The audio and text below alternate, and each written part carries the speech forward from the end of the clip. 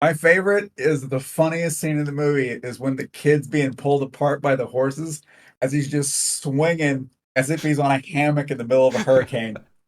Funniest image I've seen in my life.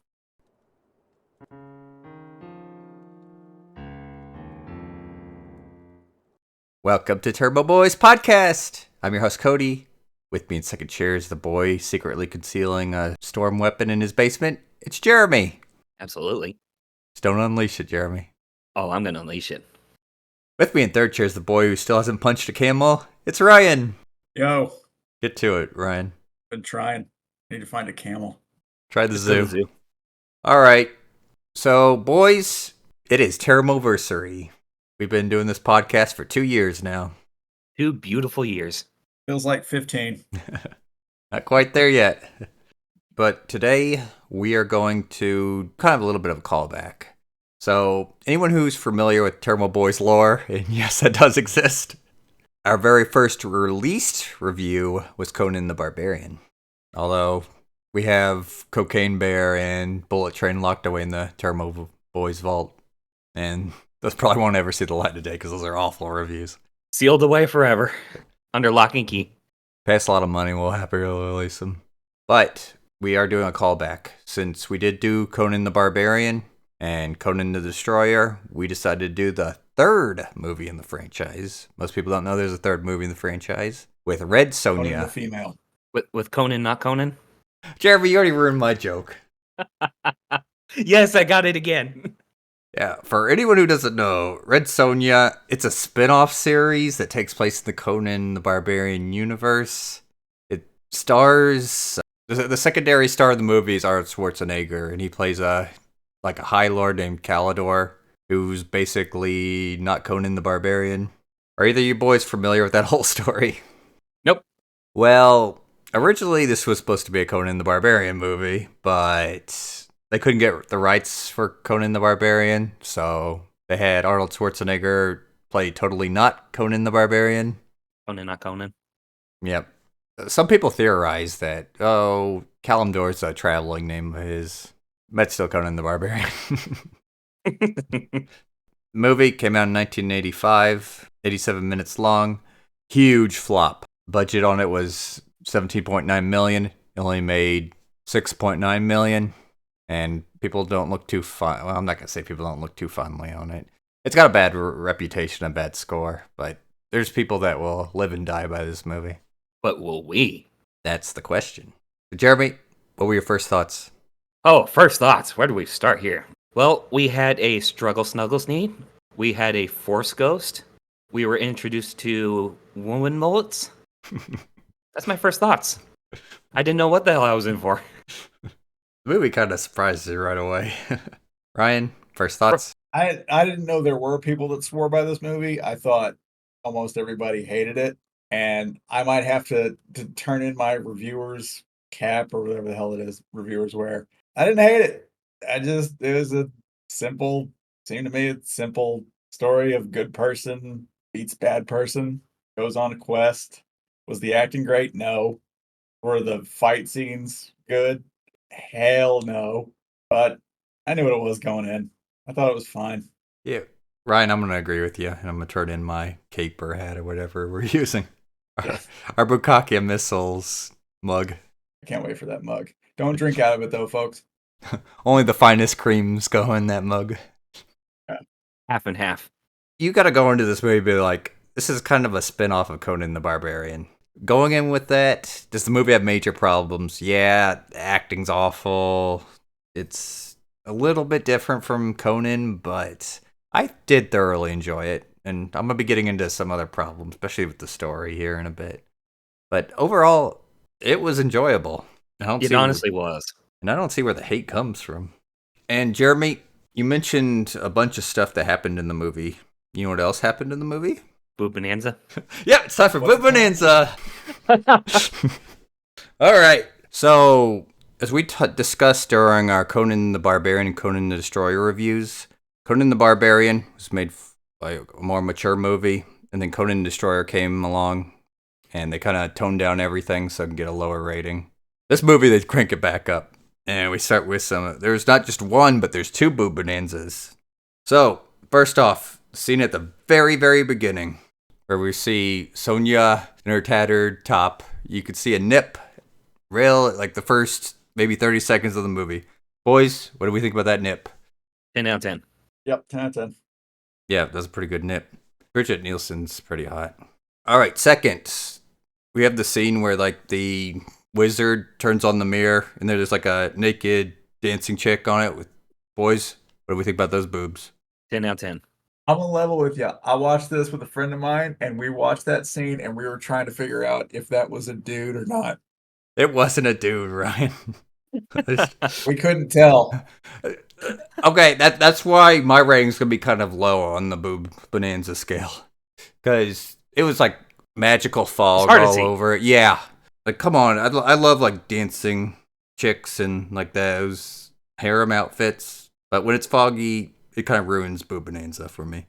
I have special boob seeing powers, so I could tell. Okay. Also, that scene was hilarious because it's like the wizard, like, it's basically like he opened his phone and it was like on Pornhub. He's like, oh shit. And he switches it real quick. Jeremy, hold on. Let me check off that joke you just ruined. Damn it. Yes, I got another one. I'm getting good at this. That's another boob bonanza, ladies and gentlemen. All right.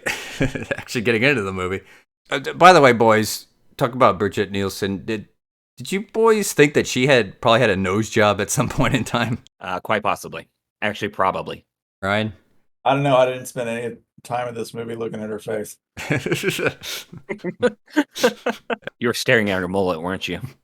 I was arguing with ChatGPT. It's like, she had to have a nose job because it just looked so weird from certain angles. ChatGPT was like... You can argue with ChatGPT? Oh, yeah. You can do a lot of things with ChatGPT. I didn't know you could argue with it. That thing will type fuck with you. Oh, God. I'm going to fight with it now. I'm sorry. I derailed. Ryan will fuck with it now. On it. But, yeah, you can... She had to have had a nose job, and ChatGPT was like, there's no evidence, but it's believed that she did. And it was like, no. I was like, no, she totally did. When you look at it from certain angles, it doesn't look natural. But other than that, she fits the role perfectly. Yeah, as a woman Conan. Yep. Barbarian, Amazonian. Well, we've already mentioned the acting's really stiff in this movie, especially her. And if you're unaware, Arnold Schwarzenegger was kind of checked out for this movie. They kind of screwed him over because they told him, like, oh, you're just going to be like a cameo character. And they used like all this like expert camera work and stuff to make him like the secondary character in the movie. And by the way, Ryan, did you notice who the gatekeeper barbarian guy was? The gatekeeper. Is that the bad guy? Yeah, one of the bad guys. Like whenever like the right hand of the queen or whatever. No, like whenever she goes to that valley and there's like the gate, and then she goes up to like his like makeshift throne. He's like I want to get my dick wet for you to go through, and then they fight. Oh, and they fight, and she kills him. Yep. Yeah, that was Pat Roach, right? Yep. The guy from the good indie films. His scene was cut out of Last Crusade. Yeah. Yeah, apparently there was a lot of people from Raiders in this movie. Yep. Yeah, the other guy I was talking about, he was the Nazi in black. The scimitar guy. Yeah. This has nothing to do with Raiders, but the little twerp kid king, whatever. You don't know this, Cody, but he was Kino in Teenage Mutant Ninja Turtles 2, which we'll get to one day. We'll get to it. I think I read that. One day is actually pretty soon, Ryan. It's on the list. Wait. Okay. Ryan, I hate to do this, but I'm going to turn this into the I'm a Subutai podcast again. Why did they put that annoying Prince King kid character? Like, just give us Subutai back. Yeah, that kid was the worst part of the movie for me. Yeah, he's just spoiled brat, and I mean, he has a character arc in the movie, but yeah, I'll give him that, but he's so annoying. Yeah, you don't want annoying characters in your movie. No, and there's such a stupid scene with him. Like when he's introduced. Yeah, that's stupid. That bothered me so much. Like, how the hell do you get yourself in that situation? I pondered that for a minute, but like, I'm gonna call it compartmentalized. I'll use that word here in a minute to explain it. But yeah, he's introduced because Sonja comes in like after his like city's like or palace or whatever is destroyed by like the storm weapon, and we have I haven't really explained the plot of the movie, but yeah, there's like an evil queen, and she gets like this orb thing that only women could touch, and like you charge it with light, and then it unleashes like a huge storm. So that's the MacGuffin of the movie, and she's out to destroy it. But she used it on his kingdom, and he's like balancing on like some hand over like a mud pit, boiling mud pit, I think. For no reason? Like, why get yourself in that situation? Maybe he climbed the statue and the statue broke. They didn't explain it. So, okay, this is what I'm going to get to. Compartmentalized, I think that's the word. Everything about said it better than I can. Yeah, well, basically what I'm getting at is it feels like every scene of this movie, they filmed it individually and they ended up like gluing it all together. I can agree with that. Because here's the thing, that feels completely out of place and isn't explained. The gatekeeper thing, it's kind of like a side quest type thing. The big thing is, you remember that the monster in the water? Yes. Didn't they say that was a machine? Yeah. It's pointed out multiple times as a machine. So the scene before that, you go to the palace, the evil queen lady, her right hand man, and the wizard, and she's like, release the machine on her. He's like, I don't want to do that. It might kill her. You want her alive. Like, well, if she's not alive, then you're going to be in big trouble. So we go down to the machine. In order to activate the machine, you have to go into a flooded pit and want to steal the pearl, which activates it. The thing apparently can't leave the water. Like, what was the overall plan with this machine if they didn't go into the water and try stealing the pearl? Right? It would have done nothing. Yeah. So... like, I think they filmed that scene and then stitched it to the plot, like, later. I think they were just throwing random ideas right there. That, just like, too. Let's put this there, let's put that there. We'll make this work. Just everything's, like, stitched together in order to make, like, a plot. All right, what are your thoughts? Pretty much in agreement. I don't really have anything to add. It's kind of, I don't want to say in your face, but you know what I'm trying to say. I'll take the boobs in my face. I'll tell you that. We all would. Absolutely. And another thing too, like we're told right away, like the reason Totally Not Conan is in the movie is because like only the High Lord can destroy this thing. And like at the end of the movie, Sonja just takes it and throws in the lava and destroys it. It's like the movie even forgot that was a thing. And then the whole castle explodes for some reason. Well, I mean that could be like, oh, the storm got released. Too bad I didn't throw that kid in the water or in the lava. Or the boiling mud. I wish he fell in the boiling mud. He really was the worst powered of this movie. I'm not gonna lie. Yeah. Could have done without him. Although I did like the duel with was it Falcon? Yeah, that was his like servant. I did like the dynamic. Yeah, I liked Falcon's character. I was hoping at one point he was just gonna get mad and spank the kid or slap him or something. The kid almost got spanked. Almost. Woman Conan almost spanked him. Yeah. He did feel like very Subutai, because like at the third act of the movie, you really see him in action. This like giant bone weapon, and the guy can throw a knife too. Yeah, he can. Falcon does go badass at the end of the movie. Yeah, wasn't he the one that like fell into like that tunnel thing and then landed on like the table with the table? Yeah, and he started eating. He's like, "What's for dinner?" or whatever. Right before Totally Not Conan came in for an epic fight scene. Okay, I got something for you boys. So I felt like Totally Not Conan kind of undermined the movie because the movie's supposed to be about Sonja and her being an epic lady barbarian. We see in the movie that her and Totally Not Conan are like on equal footing. Like they sit there and doing the win and I'll screw you type thing. That's established, especially during the training scene. And then they're like equal matches for each other, so they fight to like a draw. But like it seems like just about like every scene, like Totally Not Conan has to come in and rescue her. Right? That's exactly how I felt too, especially with the machine scene. Yeah, like I really wish that they would have really toned him down in the movie, and like the gatekeeper scene. Like he comes in, He's fighting like all the like henchmen Takes on guys. everybody. Yeah. Like I wish she would have been like doing like epic things, and then maybe he carves a path so she can flee. And then the machine scene, them both like on top of it trying to chisel its eyes out, but she kind of takes like a secondary role. Even though she's supposed to be the primary. Yeah, until like the final fight scene. That's really the only time I felt like she was the main character. Yeah. Other than that, I felt like I was just watching like one big side quest from her. It was pretty much just a bunch of side quests until you get to the main story. It really was, I guess. With the main character from another game coming in, solving all of them. There's your D&D campaign. Actually, I think that was our plan for our D&D campaign. Like you and Mike were gonna like do like all this stuff, and then last minute they saw that this well-known hero was gonna come in and save the day, and everyone was gonna cheer him on. Nope, but we died by rats in a basement. And Mike never made it to D&D night. They say We're still waiting for you, Mike. Yeah, they say he's still on the road to this day. Anyways, Ryan, do you have anything to add on that? The only thing I want to add is I want you to keep going. This is very entertaining. Okay. I will say though, like even though we're sitting there complaining about it, the movie feels like Conan the Barbarian. If you enjoy the movie, you'll definitely enjoy that. And you could tell, like, even though the acting's like really stiff and people will criticize that, like people train for this movie.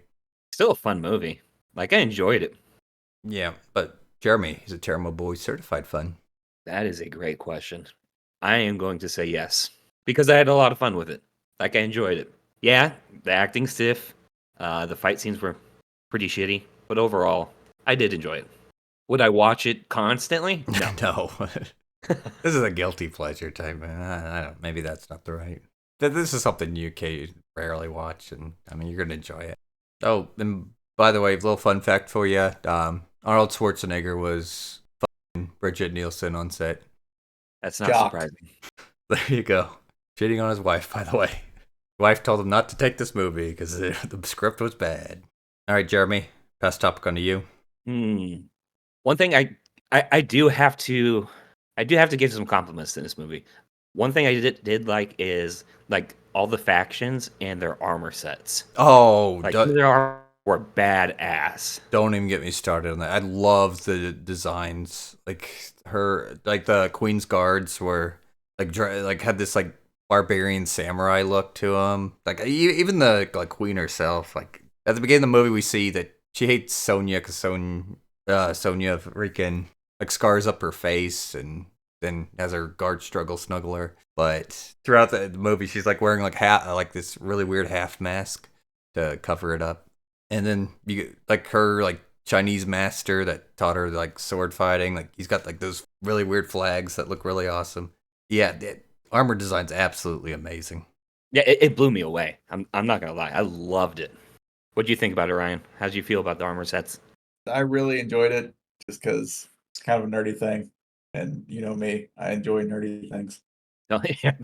Don't we all here at the Tairimo Boys? That's a given. All right, second thing. Who was the hotter sister? Oh, the priestess that died. Oh, I would have 100% the priestess. I would have fucked the shit out of her. God, she was hot. Also, the sister, I would have taken her out to a fancy dinner, had a nice, intellectually stimulating conversation about 20th century Russian politics, taken her back to her home, walked her to the front door, and then fucked the shit out of her. At the front door? Yep. Would you fuck the shit out of her in the front door or the back door, Ryan? You know what? I'm not picky. I'd go for both. Start with some sloppy toppy door. Let me tell you that. I'm deeply ashamed I didn't run with that backdoor joke. Low-hanging fruit. Okay. All right, Ryan, pass top on to you. Is the trivia section in IMDb correct? Is this the first full-length Marvel movie? They own the rights to Conan the Barbarian, I'm pretty sure. MG. Because Red Sonja started out as a Marvel character. Unless there was something earlier, like a Spider-Man movie or something. So maybe. I don't know. I believe it. So there you go. Let's see. You already mentioned that Arnold and Bridget were Bonking on set. yeah. What other interesting topics did I read about with this movie? Oh yeah. When you guys watch the scenery, like the landscape scenes, did you think Italy? I was thinking more. Well, I was thinking more like steeps or steps or however that's pronounced. Not quite Mongolia because Mongolia is like a icy desert, but I mean that's kind of the aesthetic that Conan the Barbarian kind of goes for. That stuff. Yeah, we looked it up because we were like, I wonder where this was filmed, and it said mostly in Italy, and we are like, really? No Did shit. not realize it. Yeah, I'll be damned. I mean, I did like the landscape scenes. yeah. Are we gonna do favorite scene? Oh, we have to. I forgot about it. Yeah, let's do favorite scene. All right. I'll start. The naked dancer in the mirror. Oh god damn it, that was mine too. I laughed so hard at that. Because it's like someone's like phone or internet history just popping out like, oh, sorry, I was looking at this porno. And he changed it real quick. But I mean, if you want a more serious answer, I do like the like water monster scene because it's very reminiscent of like the snake fight in the first Conan the Barbarian movie. It's a hell of a lot better than the mirror fight in the second one. That was the first time we did Fix It Boys or Turbo Boys Fix It, whatever we call that segment that I can never remember. Do I have to give a serious answer too? Yeah, you do, Jeremy. Okay, god damn it. I would say I actually enjoyed the training scene between Conan not Conan and woman Conan. Yeah, it's an entertaining scene because it establishes right away that they're on equal footing. But it's like I said, the movie kind of undermines the whole thing with having totally not Conan come in and save the day every scene, pretty much. It does, but it felt like a more realistic fight. Like it was just the sword play was a lot cooler. Yeah. Oh, yeah. The sort of like I said, like even though the acting stiff, like everyone knew what they were doing. Like you even see like Sonja do that sword twirl thing. So she trained at least the very least. So there's my serious answer. Ryan, what about you? What's your non-serious and serious answer? Oh, my favorite scene. I'm gonna do both. Both are the same.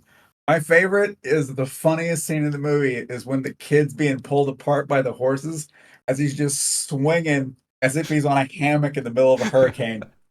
Funniest image I've seen in my life. I forgot about that scene. Yeah, I forgot about it till you mentioned it. The bandits grabbed him. Quartering is like a miserable way to die, by the way. Like, you don't die quickly. And by the way, we're not doing boys in action because we don't survive. Well, the main character's a lady, so it's boys in action, not ladies in action. Fair. All right, Jeremy. We've already mentioned a lot of stuff, but final thoughts. Worth seeing. At least once. Is it worth watching all the time? Hell no. Is it Tairimo Boys certified fun? I will give it a stamp of approval. Fair enough. Ryan, final thoughts? Not as bad as people make it. I thought it was fun. I'd watch it again in a decade. But yeah, these boys have it perfectly. Not the greatest movie ever. If you enjoyed the Conan movies, you'll definitely enjoy this. The hate for it's overblown, but I mean, as we pointed out, there's a lot wrong with the movie, but still enjoyable. So boys, it is time to scale this bad boy. So today we've got the Conan the Barbarian scale. So Jeremy, on a scale of the original Conan the Barbarian movie to that Conan the Barbarian remake, where would you rank this movie? I didn't even watch the remake, so I'm going to put it a smidge above the remake. That's fair enough. Honestly, I don't think it's a bad movie. I've seen like bits and pieces of it. I think it's just like a scenario like the RoboCop remake is like, yeah, we don't want this remade. It's an okay movie, but we don't need it remade. Ryan, what about you? I'm gonna put it two boobs above Cull the Conqueror. I've heard that movie before. I have not. You ever watch Hercules: A Legendary Journey? No, I know. I watched Xena, Warrior Princess. So. Okay. All right. The dude that plays Hercules in that is Cull the Conqueror. It's an old 90s movie. It sounds familiar, like I said. About Conan's dad. That's probably why. Do we have to watch that movie for next term-anniversary? Yep. Yep, you know we have to. Okay. Right, make sure you remind me. And here I thought we were finally going to get to Ernest Goes to Africa. Well, we can never get away from Arnold. Next, we're gonna get to Conan Goes to Africa. He punches zebras there instead. All right, everyone. Thank you for listening to another episode of the Tairimo Voice Podcast. Don't forget to like, subscribe, leave a comment, telling us what you like about the Conan series. Don't forget to ring that motherfucking bell. Stay tuned for more episodes.